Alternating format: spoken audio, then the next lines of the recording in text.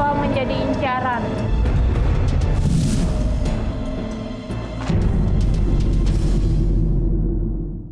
Pemirsa, ini Caroline sedang terikat dengan kekuatan gaibnya. Cak, balik, Cak.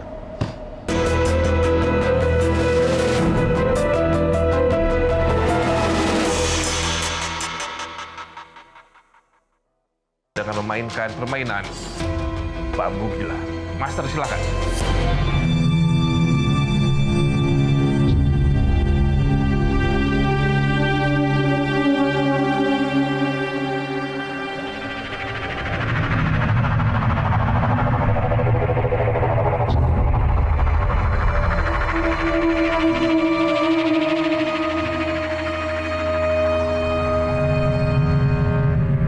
Satu, dua, tiga cukup, Master. Oh, saya boleh pilih, Master. Oke.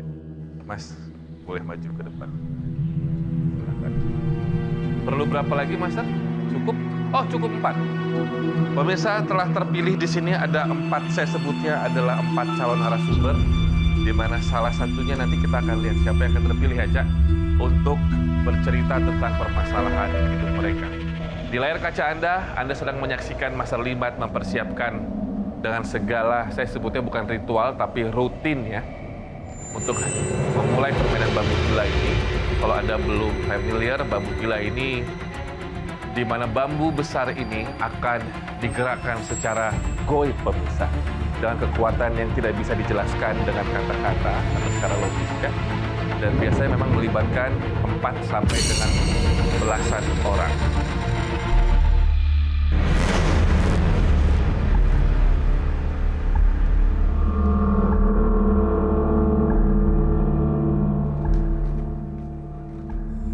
Kita akan melihat bagaimana prosesi pencarian narasumber pertama ini. Silakan Master Limat kapanpun Master sudah siap.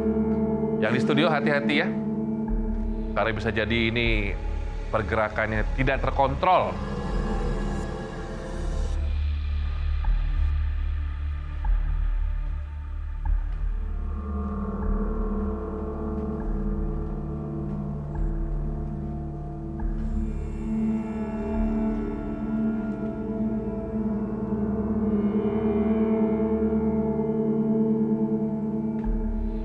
Dan Master sedang memanggil teman-temannya di sini, Cak. Oh ya? Ya. Seperti yang Anda lihat, pemirsa, bambu gila ini sudah mulai menggila, bergerak. Hati-hati, jaga ketahanan tubuhnya. Ya, saya tahu saya pernah bermain permainan ini sangat melelahkan sekali, menghabiskan tenaga. Hati-hati.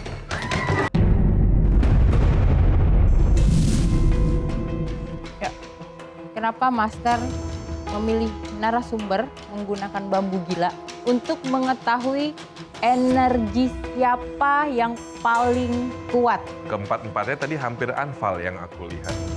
Ya, tapi ada satu yang memiliki energi cukup negatif. Oke, yang mengenakan jaket coklat, silakan di sini podium dimasukkan. 3 lainnya silakan kembali ke tempat duduknya. Galih sering melihat sosok perempuan berbaju putih, merasa merinding dan rumah pun hawanya sering panas. Galih dan istri kerap kali mendapatkan teror di rumahnya. Gangguan demi gangguan membuat rumah tangganya terancam bubar. Apa yang harus dilakukan oleh Galih dan keluarga agar takdir buruk berubah menjadi takdir baik? Siapa namanya, Mas? Baik, selamat malam, Bang. Malam. Ya, saya Galih, Bang. Galih? Ya, Mas Galih usia berapa sih? 30 tahun, Bang. Oke, saya panggil ya, izin Galih aja ya. Baik. Sebelum Galih bercerita, saya pengen minta Caroline untuk melihat dulu menggunakan matanya. Apa yang terjadi sama Galih sesungguhnya. Baik. Boleh, Cak? Silakan.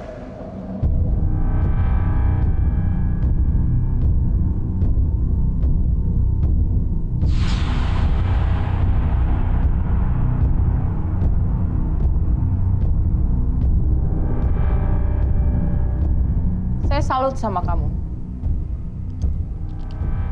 Orang mungkin mengalami kejadian ini akan tumbang atau berakhir dengan mengenaskan.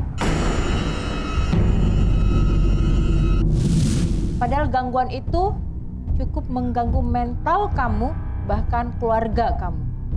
Yang berimbas kepada bisnis dan mental yang dibikin kacau.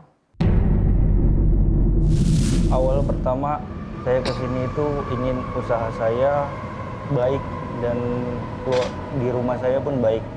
Karena imbasnya itu pertengkaran di keluarga saya, terutama sama istri saya. Oh, Awal mula saya buka usaha di awal tahun, tepatnya di 2004. Itu saya membuka usaha laundry yang notabene-nya agak sedikit besar. Sebulan 2 bulan berjalan dengan normal. Mulai muncul itu ketika ada beberapa pelanggan, nggak cuma hanya 1, 2, atau 3. Itu mengatakan laundry saya tutup. Saya cerita, gangguan pun makin ada. Sampai diteriakin, bahkan diketawain seperti suara kuntilanak. Akhirnya nyampelah ke rumah. Yang mengalami itu istri saya sendiri. Didatangilah lalat hijau. Istri saya membangunkan saya. Ya, kok ada lalat? Padahal posisi toilet dan dapur bersih. Akhirnya saya memutuskan buat menyemprot dengan menggunakan semprotan serangga. Iya, semprotan serangga. Akhirnya disemprot, bukannya pada mati, mereka cuma hanya muter-muter. Dan akhirnya itu hilang seketika. Hilang ketika kita mau ngambil tepukan raket nyamuk, tiba-tiba hilang. Tadinya istri saya sangatlah harmonis, Ya. doyan bercanda, penyayang gitu kan. Itu berubah. Setiap saya datang, bahkan sesekali dia mengucapkan, pergi sana, gak usah di sini. Hari ini datang dengan istri ya? Ya, dengar. Mana istrinya Mas Gali? Oh, halo Mbak. Maju aja langsung ke depan, boleh pakaikan mikrofonnya. Oke, selamat datang. Terima kasih sudah menemani suaminya. Terima kasih Bang Robi sama Iya, Kak Caca, sama-sama. Ustaz. Nama Mbak siapa? Nama aku Siva. Mbak Siva. Kalau ngeliat suami pulang dari kantor, yang kamu lihat wajah Mas Gali emang seperti apa? Coba jujur, ada perubahan di wajahnya nggak? Gak tahu sih, kayak kalau setiap dia pulang tuh hawanya males banget ngeliatnya. Ngeliat dia tuh kayaknya males aja gitu. Mau tidur bareng sama dia aja aku nggak mau gitu. Tapi kalau misalnya di luar dari rumah aku baik-baik aja. Kalau yang ini mulai kapan terjadi serangan rasa kesal tanpa alasan? Pas ada laler ke rumah. Mulai di situ. Iya. Kalau sudah ada beberapa orang yang menyampaikan hal yang serupa seperti yang Caca lihat, berarti kan kalian sudah mencoba mencari jalan keluar. Betul. Apa saja yang Mas Gali dan Mbak Siva sudah lakukan? Itu ke orang yang paham gitu kan. Iya. Orang yang paham, terus dia menjawab kasih cucian airbrush. Akhirnya kita siramkan termasuk di rumah juga. Dan alhamdulillah sama. Karena ini sudah ada dorongan, karena tadi Mas Gali cerita didorong. Ya. Berarti takutnya ini apapun sihir yang dikirimkan ini mau mencelakai usia, nyawa maksud saya. Langsung saya serahkan ya. Ini orang untuk menghancurkan mereka tuh menggunakan satu entitas yang powerful. Atau kamu cepat ketika kartu ini berantakan jangan dibenerin. Karena saya butuh kartu yang jatuh dan jangan keinjek sama kaki. Kok menakutkan semua? Oke, betul kan? Udah. Dan ini yang memang sifatnya jahil dan berbahaya. Ada sosok nenek. Ada bola api. Kalian pernah mendengar letupan di ruang tamu? Ada, pernah. Nah, saat itu dia ngebangunin. Suara apaan? Coba dicek. Ada 2 sosok tinggi besar bertanduk, bukan kalangan jin ataupun siluman. Saya tidak bisa menyebutkan sosok ini, Bang Obi, karena ketika saya menyebutkan, saya yang selesai. Oke, ini Master sudah menyiapkan sehelai daun pisang. Kita akan cari tahu untuk apa sehelai daun pisang ini.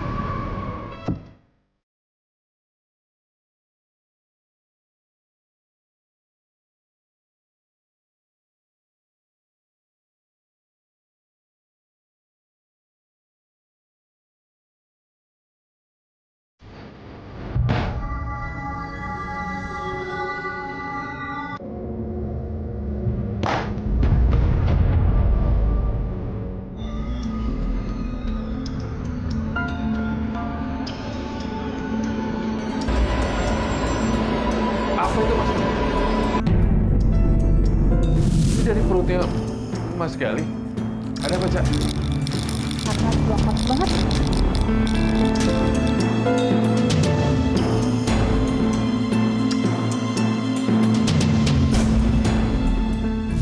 Keluar dari... saya bingung menjelaskannya. Dari perutnya Mas.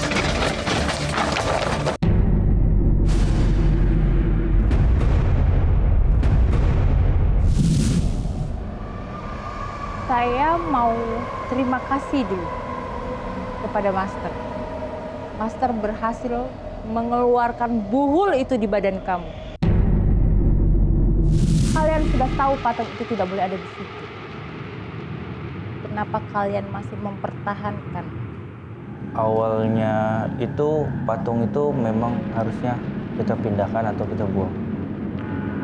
Cuma posisinya saya izin dulu. Aku penasaran sama rukonya dia, Master. Kita putar ya. Ini ruko ya? Ruko. Oke. Di daerah mana sih, Mas? Jakarta Utara, Menteng. Jakut ya. Mana patungnya? Ditutup. Mau lihat? Oh, ditutupin. Ya, Ini rumah ya? ya. Oke, kita lihat area rumah dari Mbak Siva dan Mas Gali. Kondisi rumahnya seperti apa? Di sini ya? Ya. Lalarnya di sini. Lalarnya di sini semua ya, Pak? Pertanyaan saya, kapan kalian mau pindah? Mau pindah itu sebenarnya di tahun-tahun ini. Karena sebagian itu pas saya videoin ini, saya sedikit ngambil barang, selebihnya saya tinggal. Saya harus tegas sama kalian, memang ini bukan salah kalian. Sampai akhirnya kalian mengalami sendiri, bahkan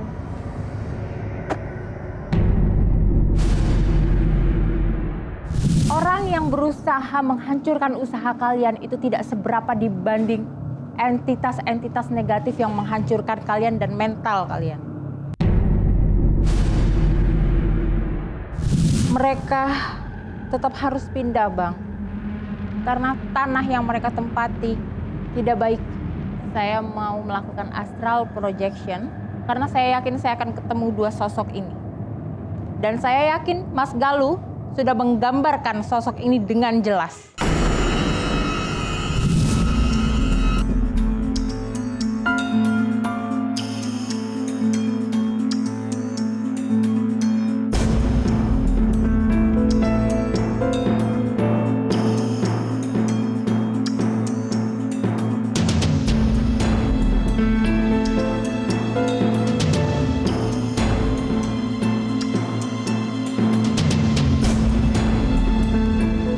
Saya sudah berada di satu gerbang.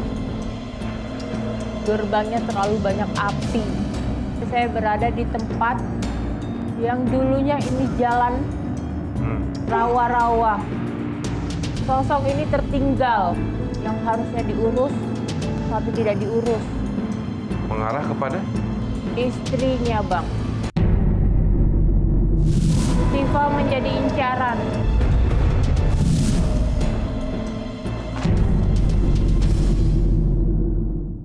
Pemirsa, ini Caroline sedang terikat dengan kekuatan gaibnya. Coba balik, Cak. Kalau saya lihat dari aba-abanya, Master, pemirsa, sepertinya Master mau menyusul Caroline. Kita berikan Master libat waktu dulu.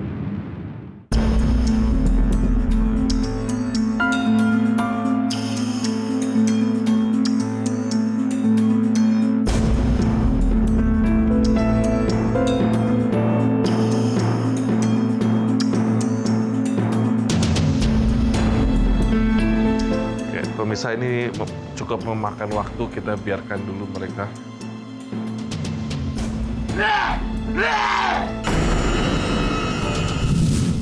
Ini apa yang terjadi, Mas Galuh? Apa yang kamu lihat? Nah. Hah?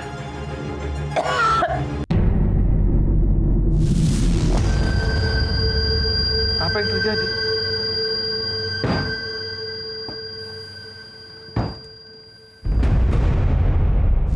Bisa ceritakan apa yang terjadi? Duduk dulu. Tempat laundry kalian itu dulu bekas rawa-rawa. Betul. Betul. Benar. Tiba-tiba ada gapura dan itu api semuanya. Makanya kamu mendadak menghilang tadi itu kejebak atau gimana? Diikat, Pak, lehernya. Pakai? Seperti kayak pecut tapi disabet dari jauh. Pemirsa, ini cukup plot twist sekali ya. Dari awal di sini Mbak Syifa hadir untuk mendukung suami, dan ternyata malah di sini yang Mbak Syifa tadinya mendampingi suami, malah kamu adalah targetnya. Iya. Jangan, gak usah takut. Gak apa-apa, wajar takut.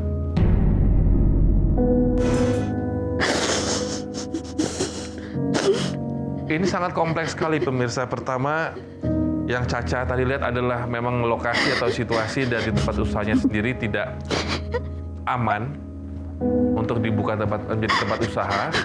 Yang kedua, ternyata memang ada oknum yang berusaha untuk mencelakai istri dari narasumber kita yang baru ketahuan malam hari ini. Cak, kalau iblis yang dilibatkan ini memang berasal dari daerah tempat usahanya atau ini yang kiriman, Cak? Bukan kiriman, Bukan yang ini. kepunyaan seseorang. Mungkin Mas Galuh mau cerita dulu sosoknya Mas Galuh. Apa sih tadi yang hampir hancurkan sama Caroline? Silakan, Om. Yang saya lihat ada banyak simbol di sini dan sosok yang dilihat Mbak Caca adalah sosok yang ada di sini. Sosok yang ada di patung juga tergambar karena memang mereka yang mengganggu di sekitar tempat usahanya, Bang Ubi. Caca, ada saran apa ke mereka? Pindah, Ya udah, satu-satunya dari Caca. lalu lakukan ruatan. Ya. Sayangi anak kalian. Tetap usahakan yang terbaik sebagai kepala keluarga, sebagai seorang pengusaha. Istrimu diselamatkan dulu. Cukup, Master. Ada yang mau dititipin? Ada. Ini ada titipan dari Caca. Silakan. Di bawah tempat tidur. Jangan diambil sampai seminggu. Mbaknya misalkan nanti melihat suaminya masih menyebalkan, kamu lawan coba. Ya, kalaupun ada kekesalan, ya kamu minta maaf. Suami capek kerja, nyari duit buat kamu, buat anak, nyampe rumah diomelin. Udah minta maaf belum? Minta maaf sama suami. Ayo.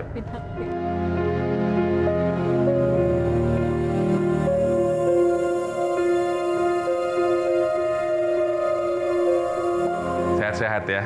Salam buat anak-anak. Ya, perbanyak doa. Oke. Terima kasih, Cukup, Bang. Master? Terima kasih, Bang. Caca cukup? Mas Galuh cukup? Oke.